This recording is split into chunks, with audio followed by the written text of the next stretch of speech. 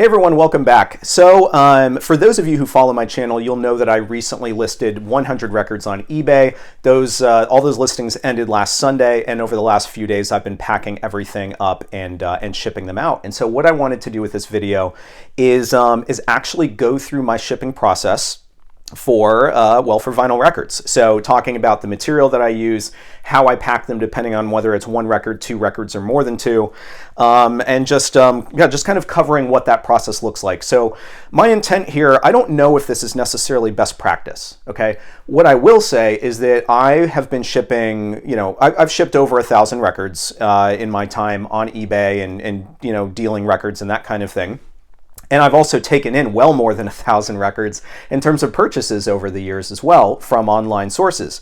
And so what I know is what tends to work really well. And guess what? I would say out of all the records that I've ever shipped out on eBay, I think I've had one record that got cracked. And it was because it was very clear that somebody had stepped on the box.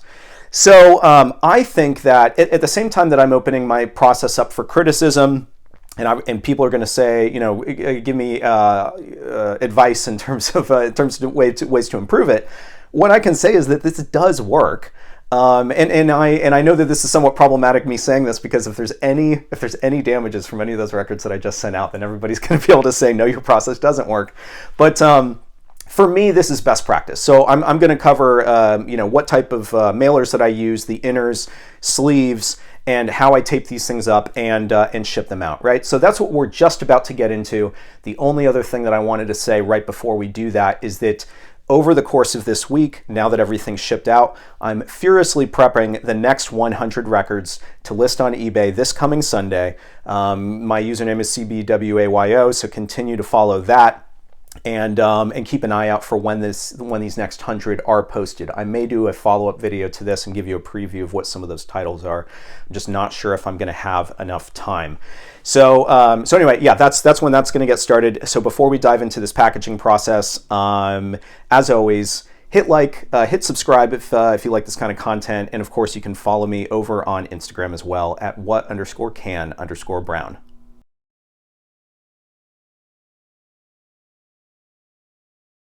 All right, so let me just kind of give you the lay of the land here. So what we have, first of all, are simple record mailers. So these probably look familiar because you've received them, but this is what they look like before they're actually packed up, right? So they're flat. And one of the things that you'll see is that there's a couple of different sort of perforated lines at each of the seams.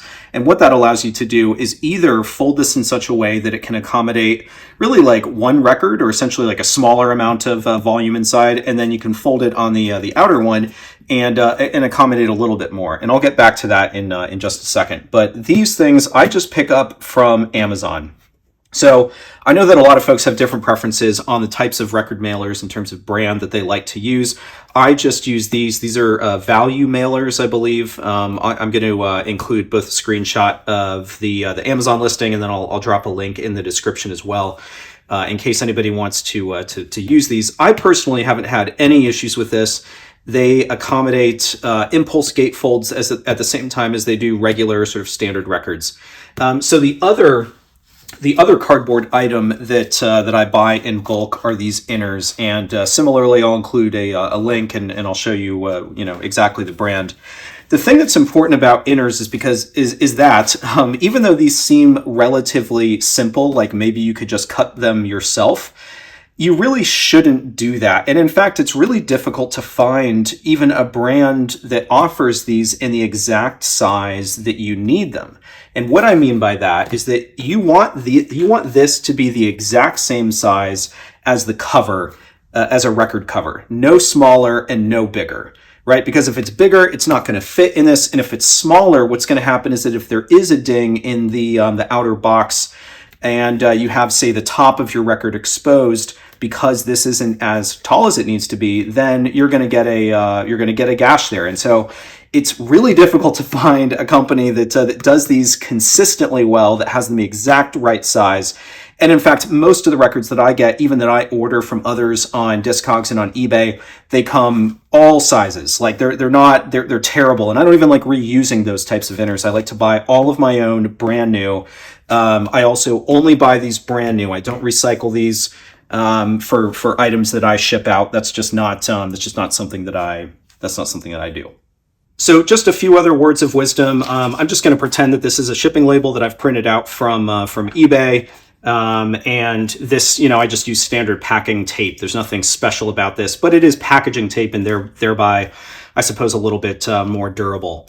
So the other thing that I do, and this topic is always controversial, inners and outers. So whenever I ship something, and this is just, I'm not actually shipping these, so I haven't, let me see if I haven't even replaced my own inners. These are stuff I'm going to keep. I did it with this one. With every record that I send out, invariably what's going to happen is I've received that record a long time ago, and very likely, especially if I haven't been listening to it, I haven't replaced this outer sleeve yet. And it's also very possible, like some of these that I recently got in, you'll see that there's an older style white sleeve in here. So I don't, when I sell records on eBay, with some exceptions, very few exceptions, I don't like shipping them in old outers, and I don't like using those paper inners either, just because I want to send them in, have them arrive in as best shape as possible. So I do things like I clean the record on my VPI, and then I also just include new inners. Now, if it's a branded inner, I'll obviously include that as well in the item. But I'm always for almost everything that I sell on eBay, I'm replacing them with a new inner and a new outer, and the company that I like to use. And this is not it's not a sponsorship or anything. I just really like Invest in Vinyl. And I know that this is controversial. There's a lot of people who swear that you really shouldn't have 3 mil. You should go thicker than that. I use 3 mil. I've not had any issues with these sleeves scratching any of the records, anything like that. So, I'm going to continue to use this just because I haven't had any issues. But, if folks feel compelled, as I'm sure some of you will, you can drop your recommendations in the comments. And if you are interested in this, again, I will include a link in the description. All right, so otherwise, the only other thing I guess that's here is this kitchen scale, which is, it's a little dirty. But I use this actually never when I'm shipping a single record, but every time when I'm shipping multiple records, just to make sure that the weight that I include in the, to generate the shipping label is accurate, because you never want to spend more.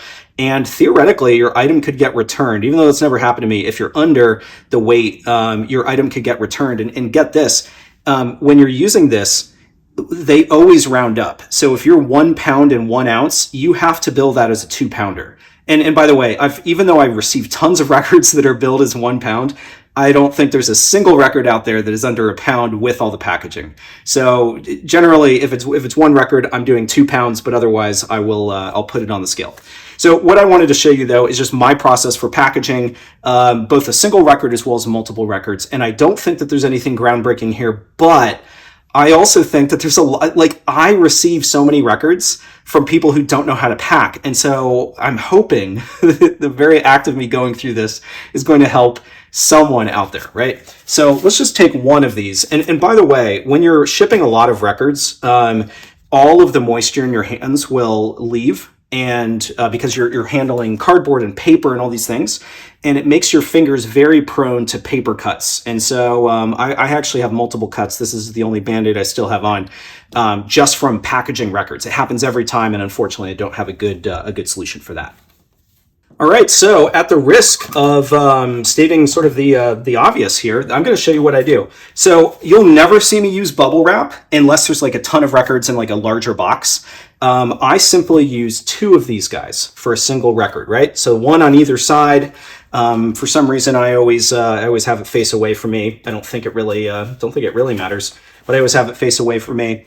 And yeah, I simply do this. And here's the thing. You don't want to have, say, one sheet of bubble wrap and only one of these. You want to have cardboard protection on both sides of this. If you then want to add something else on either side, then I suppose that's fine, but there's not really a lot of space in here. I find that, that these record mailers are perfect for just a single standard size record, or even gatefold. You can also do it with gatefold, and two of these. And so that's exactly what I do. I don't do anything else, and it's pretty simple to do. Folding this over, not at the outer perforation, but the inner one, and doing that on both sides, folding it up like this, and then simply, and this tape is, it sticks a little, so it's or it's hard to pull out.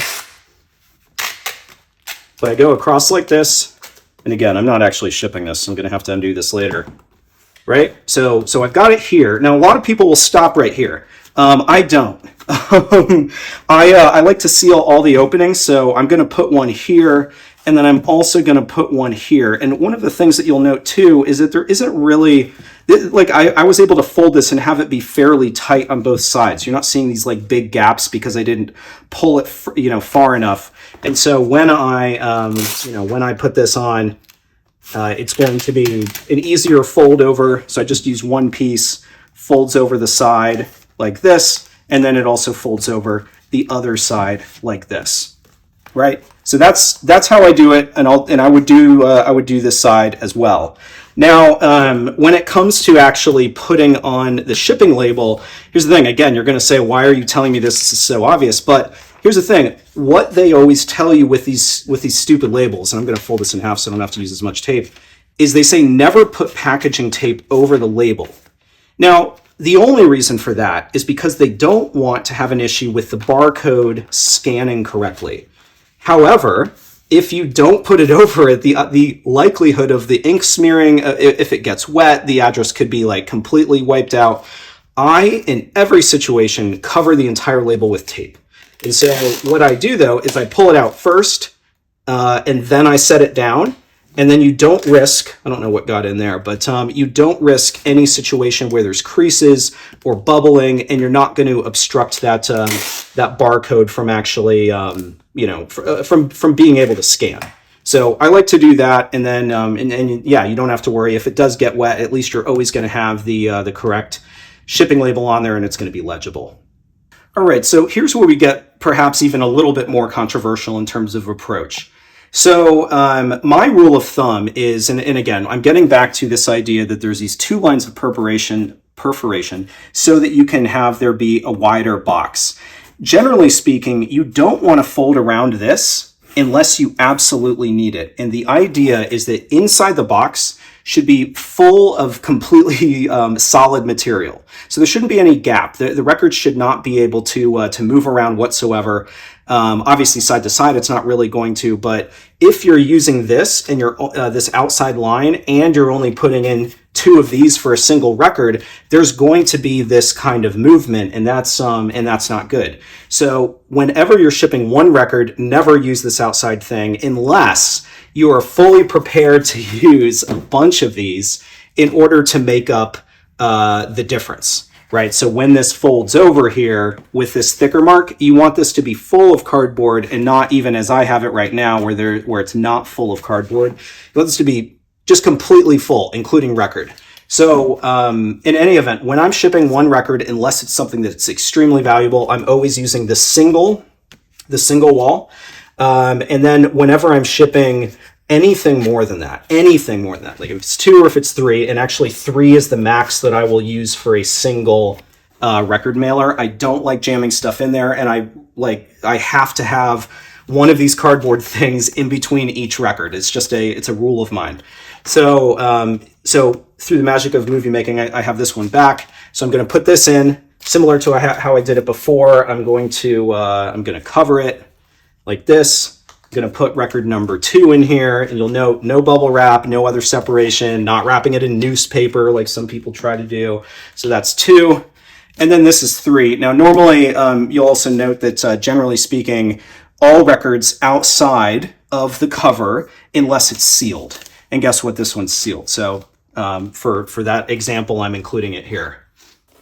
All right, so now what we have is every single record in here, all three, separated on all sides by a single piece of cardboard. And then the question is whether this is thick enough in order to fully occupy the space inside this record mailer, right? So I'm putting this here and it feels pretty good, but what I'll say is, and sometimes I have to do this because the thickness of different jackets is sometimes different. I'm gonna put one more in there and see if it feels any better, and guess what it does? It does feel better, there's less movement. So I'm gonna go ahead and do the, and do that extra piece, just so that there's absolutely no movement. And, you know, here's the thing is that to some degree, you are going to kind of have to sort of squeeze a little. Just obviously, you want to be conscious of the fact that you're not, you're simultaneously keeping the contents tight, but you're not risking bending anything at the same time, right? So I've got this closed, and I'm still, even at this moment, I'm doubting whether I need this extra one, but just for the purposes of this sort of demonstration, I'm going to see if it closes right. And it more or less does. See, even having a tiny little gap isn't that big of a deal. If it was any bigger, then I'd probably try to take out that piece of cardboard and try to see if I could have there just be a little bit tighter. But for me, and again, provided I've got all of my corners, you know, sort of tight and flush, and that, you know, there's not a huge gap here. And remember, this is going to be covered by tape. This still feels pretty good to me. And I would probably ship it just like this, taping it up. Now, one of the things that you'll see some people do is they will try to put additional protection around the corners of the records. So what they'll do is they'll simply cut out a piece of cardboard that's, say, maybe 4 inches. They'll crease it and then wrap it around here, and then they'll put an additional piece of tape around it. I've done that before, but only with extremely valuable records, and I don't do that generally speaking. Now, one of the reasons why you might want to do that is if you're worried about this collapsing, because again, you do have this crease right here, and what you don't want is to have so much pressure on this that this starts to sort of buckle, because this is a crease that wants to happen. This wants to be creased, right? But what I've realized is that as long as I keep the contents in there pretty tight, you don't really need to offer that additional corner protection, because you can squeeze this and there's really not going to be that much, if any, give, because there's nowhere for the contents to go.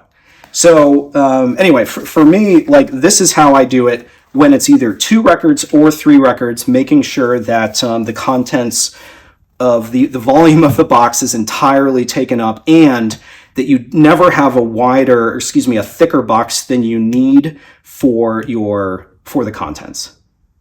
All right, so what I'm going to do now, just to kind of show you, is this is, again, just a basic kitchen scale that I use for pour over coffee. And so I just kind of keep it in there, and I think the battery's low, so you may not be able to see it, but it's zeroed out, it's on pounds. And shoot, I was just realizing I should probably tape this, but I can probably get a good idea of what the weight is. In a sense, it's about 2 pounds 7, 2 pounds 8. If I fully let go of this, obviously the numbers would stop and I'd get a perfectly accurate reading. But the idea is that it's between 2 and 3 pounds. And so therefore I have to bill it for 3 pounds. And that's generally the case for 3 records. 3 records is going to be 3 pounds. In some situations, it'll be more. One other thing that I wanted to bring up is something like this, because I receive records in this type of container fairly frequently. And my opinion is the only time you should be using something like this is when you have multiple records, ideally many, and again, you're fully taking up every little bit of this box. And I can't even remember what was in here when it was shipped to me, but this probably looks familiar to a lot of folks. It's like this sort of mishmash of stuff. I hate this. Like, all of this can be crushed very easily. And if I stood on this, if I actually put all of my weight on this and stood on it, my guess is that this would completely collapse. And you say, why would it need to be pressure tested like that? You'd be surprised what happens in these shipping networks. Meanwhile, something like this, you could say, oh, you're going to stand on that? I'm not going to. However, I'm much more confident in something like this being able to sustain drops and things bumping up against it, versus something like this that has so much extra space in it and it just wants to be crushed.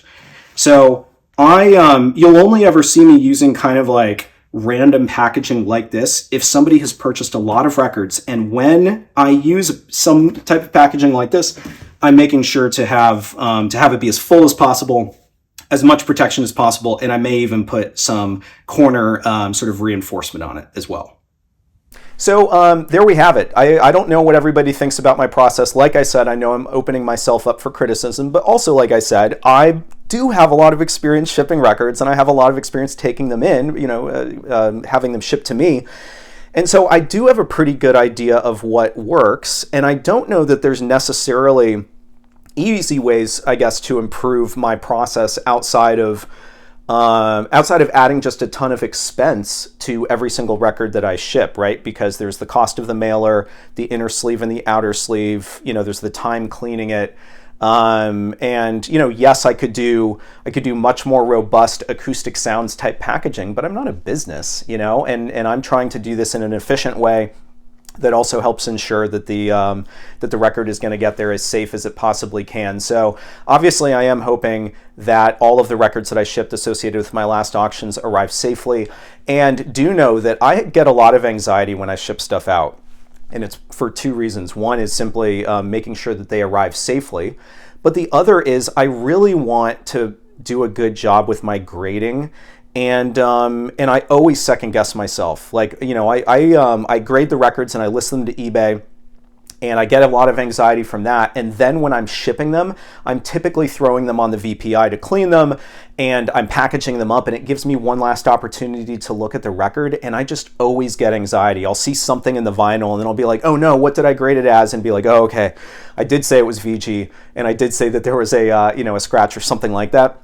But I really do want to make sure everybody's happy, because it's not like I'm running away now that I've listed some records. I'm very much here on YouTube and opening myself up publicly to criticism, and I do legitimately want everybody to be happy with their purchases and for them to arrive according to their expectations. So that drives a lot of anxiety for me, and I guess we'll just see what happens, and I am excited to continue listing records, because I'm excited to upgrade my turntable, as I've said so many times before. And spoiler alert, I actually did just get a turntable in today, on loan at the moment, but possibly that I'll end up keeping. So stay tuned for my for a video on that, and kind of my reaction and whether I like it and all that kind of stuff. So thanks everyone for sticking with me as always. Please go follow my auctions, and I'll see you next time.